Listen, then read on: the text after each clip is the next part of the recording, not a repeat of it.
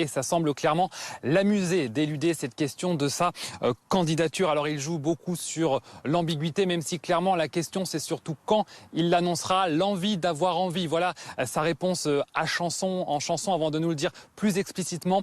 Oui, il en a envie avec un appel du pied très clair à droite. Marine Le Pen, tout le monde a compris qu'elle ne peut pas gagner. Les candidats à la primaire, ils ont peur de moi. Et Laurent Wauquiez, c'est dommage qu'il ait renoncé parce qu'on partage beaucoup. C'est ce que nous dit Laurent Wauquiez. Écoutez. Vous en avez envie, l'envie vraiment d'unir ces droits dont vous avez parlé? Alors, ça, oui, j'en ai envie, mais vous savez, je m'évertue à le faire depuis des années. Je veux dire, tous mes livres, moi, vous verrez, si vous venez dans mes salles, quand je présente mes livres, ça fait 10 ans, il y a des gens du Rassemblement national, du Front National ou du Rassemblement National, il y a des gens de LR. Robert Ménard, pendant des années, il m'a incité, encouragé, je dirais presque supplié d'être candidat à la présidentielle.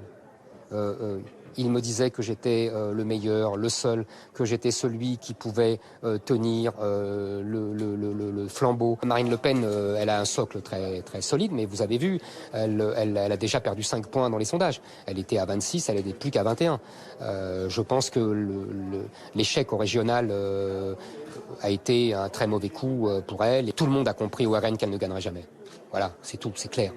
Éric Zemmour qui a également multiplié les tacles contre le chef de l'État. On a vraiment l'impression qu'il fait son stage de l'ENA à l'Élysée. Voilà ce qu'il a lancé. Forcément, ça anime son public. Sur le fond, le débat s'est vite transformé en masterclass. La France est en danger de mort, a répété Éric Zemmour. Et quand bien même le débat se déportait sur l'économie, il en revenait toujours à ce qu'il faut appeler son obsession, l'immigration. Le grand remplacement, ce n'est pas un mythe. Et si nous ne l'empêchons pas, il nous emportera tous. Voilà ce qu'il dit. En 2050, la France sera à moitié islamique. En 2100, nous serons dans une république islamique. Voilà les mots d'Éric Zemmour.